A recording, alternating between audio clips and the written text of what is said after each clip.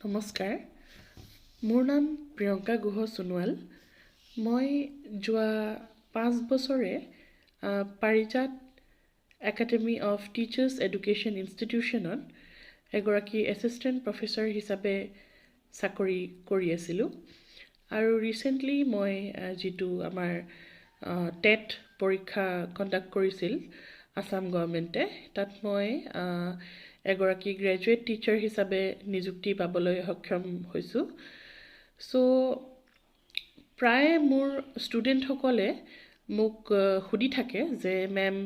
আমি কি ধৰণে প্ৰিপাৰেশ্যন কৰিম এক্সামৰ কাৰণে, যিহেতু আমাৰ এডুকেশ্যনৰ লগতেই ৰিলেটেড আৰু BEdৰ ষ্টুডেণ্টছ। চ' ডেফিনেটলি চবৰে যিটো নেক্সট ষ্টেজ আছে বা নেক্সট ষ্টেপ আছে সেইটো হৈছে এজন টিচাৰ হিচাপে নিযুক্তি লাভ কৰা। চ' তেওঁলোকে প্ৰায় মোক সোধে যে মেম আপুনি ইমান কামৰ মাজতো কি ধৰণে প্ৰিপাৰেশ্যন চলাইছিল। আৰু এটা কথা মই ক'ব বিচাৰিম যে মই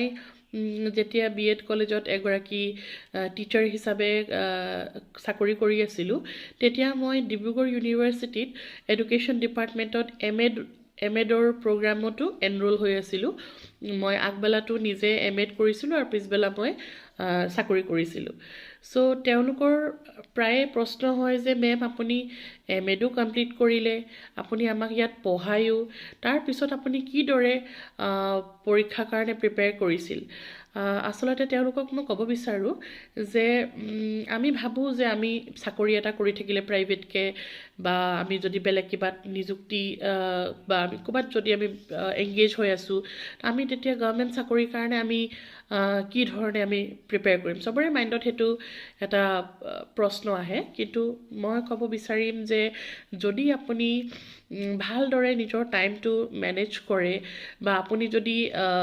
যিখিনি আপোনালোকৰ পঢ়িবলগীয়া বিষয়বস্তু বা যিটো চিলেবাছ আছে সেইখিনিক যদি ভালদৰে ব্ৰেকডাউন কৰি লয় আৰু সেইখিনিক যদি আপুনি এটা ছিষ্টেমেটিক আপুনি বনাই লয় বস্তুখিনি, যে চিলেবাছত এইখিনি কভাৰ কৰিবলগীয়া বস্তু আৰু সেইখিনিক আপুনি এটা সময় হিচাপে বান্ধি ল'ব লাগিব যে ইমানখিনি বস্তু এইটো সময়ত কভাৰ কৰিম ইমান, তেনেকৈ যদি আপুনি এখন ৰুটিন প্লেন এখন বনাই লয় আৰু তাতোতকৈ ওপৰৰ কথা হৈছে কনচিষ্টেণ্ট যদি আপুনি প্ৰিপেয়াৰ কৰে তেন্তে বস্তুটো ইমান অসম্ভৱো নহয়। মই মোৰ পাৰ্চনেলি মই ক'ব বিচাৰিছোঁ যে মই এমএড 2024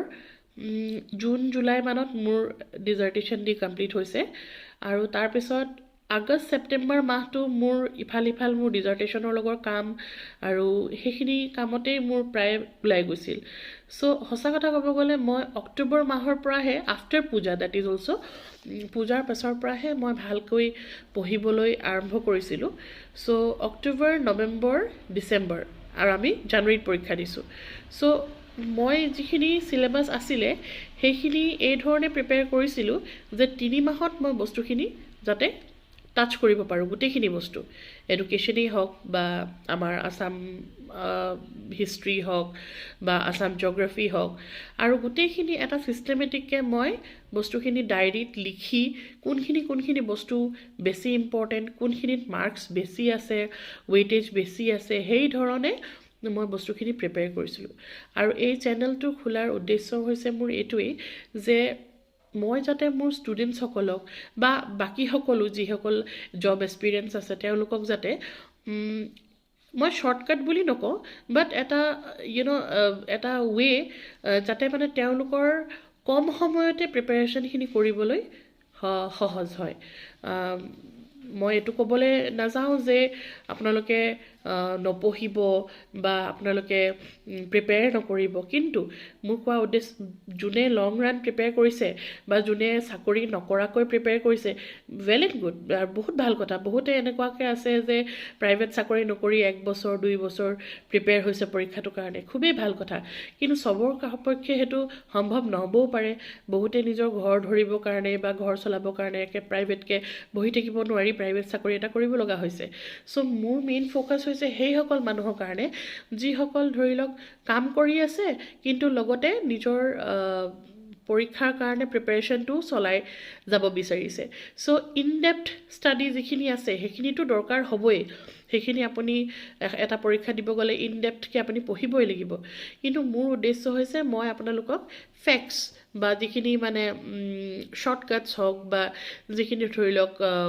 মানে আপোনাৰ ওৱান লাইনাৰ্ছ হওক বা এনেকুৱা কুৱেশ্যনছ যিবোৰ ধৰি লওক আপুনি ইন ডেপথ পঢ়িলেও বহুত কুৱেশ্যনছ ৰৈ যায় চ' মোৰ চেনেলটোৰ জৰিয়তে মই আপোনালোকক তেনেকৈ কি ধৰণে প্ৰিপেয়াৰ হ'ব চিলেবাছত কি আছে আৰু কোনকেইটা টপিক আপোনালোকে তাৰ ইম্পৰ্টেণ্ট পইণ্টছকেইটা বা ইম্পৰ্টেণ্ট যিখিনি কুৱেশ্যনছ যিখিনি সদায় ৰিপিটেটিভলি এক্সামত আহি থকা দেখা যায় সেইখিনি মই আগন্তুক দিনত আপোনালোকৰ লগত শ্বেয়াৰ কৰিম আৰু আশা কৰিছোঁ আপোনালোকে মোৰ চেনেলটোক ছাপোৰ্ট কৰিব আৰু চাব আৰু মই এইটোৱে আশা কৰিছোঁ যে মোৰ ষ্টুডেণ্টছসকল যিসকল আছিল বা আছে বা আৰু আগলৈও যিখিনি মই লগ পাম তেওঁলোকে মোৰ চেনেলটোক ছাপোৰ্ট কৰিব আৰু it will help them in the long run তেওঁলোকেও যেতিয়া আগলৈ চাকৰি এটাৰ কাৰণে প্ৰিপেয়াৰ কৰিব মই আশা কৰিছোঁ যে মোৰ চেনেলৰ কণ্টেণ্টখিনি তেওঁলোকক যথেষ্ট উপকৃত কৰিব চ' থেংক ইউ ডেটছ অল